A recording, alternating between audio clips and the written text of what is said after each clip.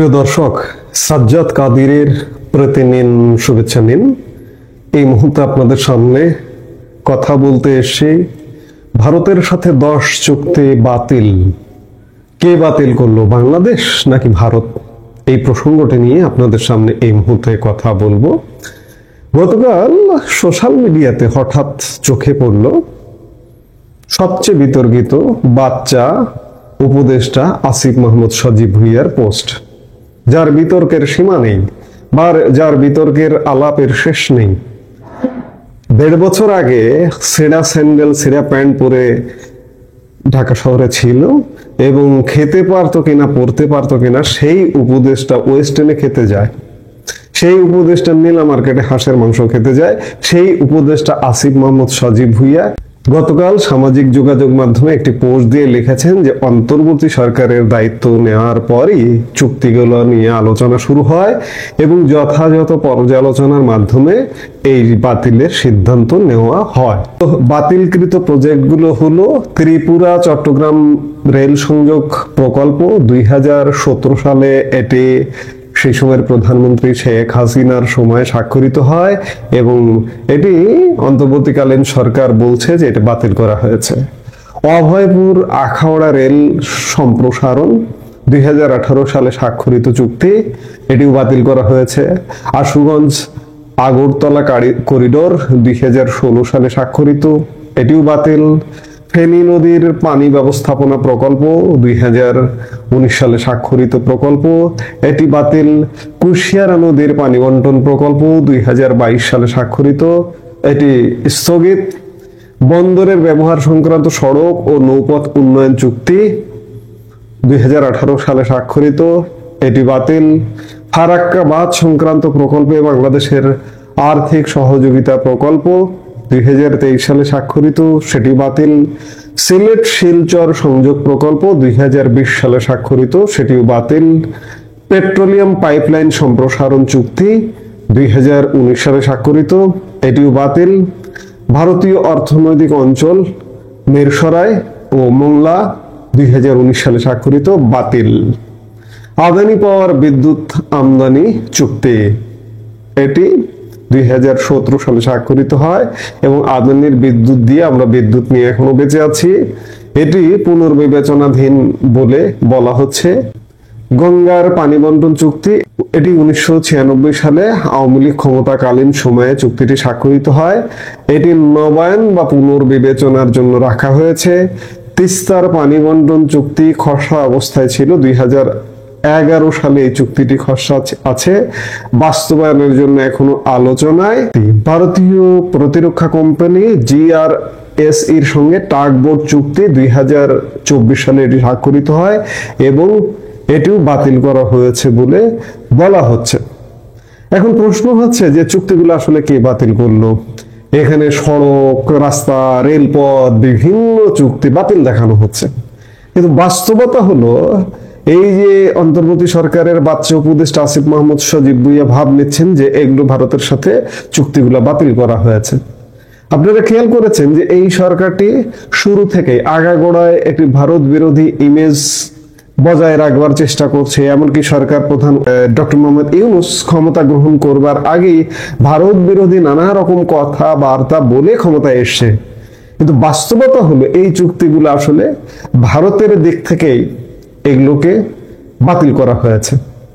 বাতিল করা হয়েছে বিশেষ করে ভারতীয় অর্থায়নে বাংলাদেশে যেসব প্রজেক্ট চলছিল, সড়ক উন্নয়ন, রেল উন্নয়ন প্রজেক্টগুলো 2024 সালের 5 আগস্ট আওয়ামী লীগ সরকার পতনের পরে এই চলমান প্রকল্পের যে কর্মীরা ছিলেন, তারা ইঞ্জিনিয়ার থেকে শুরু করে সাধারণ কর্মী যারা বাংলাদেশে কাজ করছিলেন তারা সব চলে গেছেন, যার কারণে এই প্রজেক্টগুলো আসলে বন্ধ হয়ে গেছে এবং ভারতীয় অর্থায়ন বন্ধ হয়ে গেছে, বন্ধ করে দিয়েছে।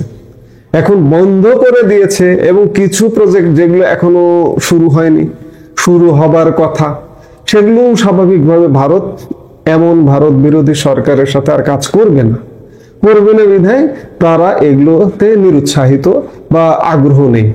সেই প্রজেক্টগুলোর তালিকা করে আসিফ মাহমুদ সজীব ভুঁইয়ারা বলছেন যে এই চুক্তিগুলা তারা বাতিল করেছেন। আরে ভাই, তোরা বাতিল করবি কি রে? তোরা তো ভারত বিরোধিতা মুখে মুখে বলিস, কিন্তু তোরা ভারত থেকে শেখ হাসিনার সর্বশেষ আমলে যে পরিমাণ পণ্য আমদানি হয়েছে, ইউনূসের এই যে পণ্য মাসে তার থেকে বেশি ভারত থেকে পণ্য আমদানি হয়েছে। ডাটা দেখুন। আজকে মুখে মুখে ভারত বিরোধিতা। ভারত কেন একটু বাংলাদেশের এই বাঙালি জনগণকে শায়েস্তা করে না? শায়েস্তা করা উচিত। ভারতের যাবতীয় পণ্য রপ্তানি বন্ধ করে দেওয়া উচিত। একটু বোঝা উচিত, 6 মাস 1 বছরের জন্য বোঝা উচিত।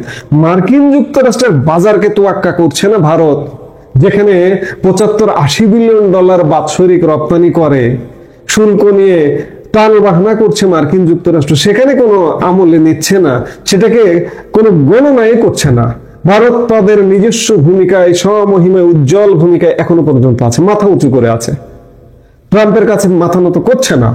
সেখানে বাংলাদেশে 10 বিলিয়ন ডলার যদি রপ্তানি ভারতের না হয়, ভারতের কি আসে যায়? বাঙ্গুরে মনে করে যে ভারত বাংলাদেশে পণ্য রপ্তানি না করলে মনে হয় ভারত না খেয়ে মারা যাবে। বাস্তবতা সম্পূর্ণ ভিন্ন। আমি ভারত বাংলাদেশের বারবার উদাহরণ দিই বাস্তবতার নিরিখে। আমি তো অন্ধ না। ভারত 800 বিলিয়ন ডলার সারা পৃথিবীতে পণ্য রপ্তানি করে। আপনার কাছে 10 বিলিয়ন ডলার রপ্তানি না করলে কিচ্ছু যায় আসবে না। টোটাল রপ্তানির 10% মার্কিন যুক্তরাষ্ট্রে করে। কই, মার্কিন যুক্তরাষ্ট্রে তো এই যে গত কয়েক মাস যাবৎ বাধাগ্রস্ত হচ্ছে এবং ভারতের সাথে শুল্কের এখনো পর্যন্ত সেটেল হয়নি, আলোচনাধীন। ভারত কি ওটা নিয়ে কোনো মাথা খারাপ করছে? কাজে আপনারা যারা মনে করেন যে বাংলাদেশে পণ্য রপ্তানি না করলে ভারতের বিরাট ক্ষতি হয়ে যাবে, না, আপনাদের মূর্খতা ছাড়া কিছু নয়। আর এই যে প্রজেক্টগুলো বাতিল করবার কথা বলছে, এগুলো ভারতের তরফ থেকে আসলে বাতিল হয়ে গেছে বাংলাদেশের সরকারের আচরণের কারণে। এবং এই প্রজেক্টগুলো বাতিল হয়ে যাবার ফলে বাংলাদেশ ক্ষতিগ্রস্ত হলো, উন্নয়ন অবকাঠামোয় পিছিয়ে গেল। একটা দেশের সহযোগিতায় যদি আমরা উন্নয়ন করতে পারি, এটা কি গায়ে সেকা লাগে, আগুন ধরে? এই সরকারের আগুন ধরে, এবং যার দরুন ভারত অনাগ্রহী এবং অনাগ্রহ থেকে বীর দর্পে ভাব নিচ্ছে যে আমরা ভারতের সাথে 10টা চুক্তি বাতিল করেছি। এই বাতিল করেছি এটাও বলার কারণ হচ্ছে বাংলাদেশ থেকে আলাপ আলোচনা হচ্ছে যে তোমরা এত ভারত বিরোধিতা করো, আজ পর্যন্ত একটি চুক্তিও তো বাতিল করতে পারলো না। আসলেই তাই, একটি চুক্তিও বাতিলের উদ্যোগ নিতে পারেনি। যে এত জনবিরোধী চুক্তির কথা বলছিল, এই যে আদানি বিদ্যুতের চুক্তির কথা যদি বলেন, যে এই সরকার এসে আদানি পাওয়ারের সাথে নাকি মিস কন্ট্যাক্ট হয়েছে, এটি নিয়ে নানা রকম এটি থাকবে কিনা, এটি পর্যালোচনা করা হবে না ইত্যাদি বিভিন্ন কিছু। অথচ আদানির বিদ্যুৎ আজকে যদি বন্ধ করে দেয়, বাংলাদেশ অন্ধকারে ডুববে। ভারতীয় বিদ্যুৎ প্রায় 15-16% টোটাল চাহিদার, এক আদানি 10% বিদ্যুৎ আমাদেরকে সরবরাহ করে। কাজেই আদানের বিদ্যুৎ চুক্তি বাতিল করবার মতো হেডাম নেই, কোন চুক্তি বাতিল করবার মতো হেডাম নেই ইউনূস সরকারের। ভারত যেগুলোতে অনাগ্রহ প্রকাশ করেছে, সেই অনাগ্রহ চুক্তিগুলা আসলে এগুলো আর কখনো আলোর মুখ দেখবে না। ইউনূস সরকার যেগুলো মনে করছে এবং বাছাই করে এমন কিছু চুক্তির একটা তালিকা ধরিয়ে দিয়েছে এই বাংলা জনগণকে বোঝানোর জন্য যে আমরা ভারতের সাথে 10টা চুক্তি বাতিল করেছি। আসলে এগুলো কিছু না, এগুলো ভারতের অনাগ্রহের কারণেই বাতিল হয়ে গেছে। মুখে ভারত বিরোধিতা, কিন্তু ভেতরে ভেতরে ভারত প্রেম। ভারতের প্রধানমন্ত্রীর সাথে দেখা করবার জন্য, নেগোসিয়েট করবার জন্য ইউনূস লবিস্ট লাগিয়েছে। আরেকটি রাজনৈতিক দল জামাত ইসলামী পর্যন্ত ভারতের সাথে নেগোসিয়েট করবার জন্য লবিস্ট লাগিয়েছে। বিএনপিও তলে তলে টেম্পু চালাচ্ছে। এই হচ্ছে ভারত বিরোধিতা। কাজেই এই চুক্তিগুলা বাংলাদেশ বাতিল করেনি, ভারতের অনাগ্রহের কারণেই চুক্তিগুলা অটোমেটিক্যালি বাতিল হয়ে গেছে। এই মুহূর্তে এ পর্যন্তই। সবাই ভালো থাকুন, সুস্থ থাকুন।